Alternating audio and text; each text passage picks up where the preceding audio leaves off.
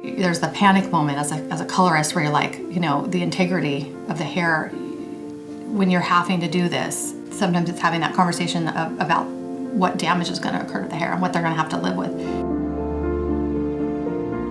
I was nervous because, you know, I'm Asian and you don't really see Asian blondes. Tiffany was a surprise because we found out that she actually had hair color in her hair, so it was previously colored. It turned from like basically what we call a double process, so lightening it from a natural black all the way to a level 10 blonde to a corrective color scenario.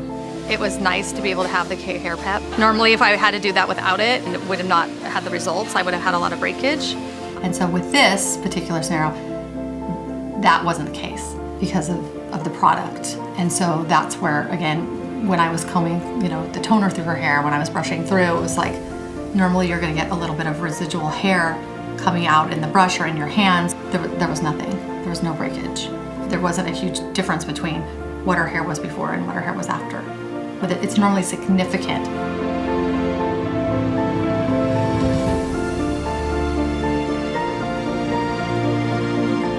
With Tiffany's hair, felt like glass. It felt smooth, exactly how her hair normally felt. I've never done anything like that where I've had that kind of result.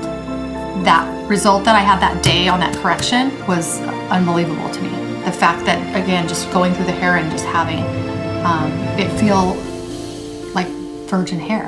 And I'm so excited, I love it. It's like new hair, new me.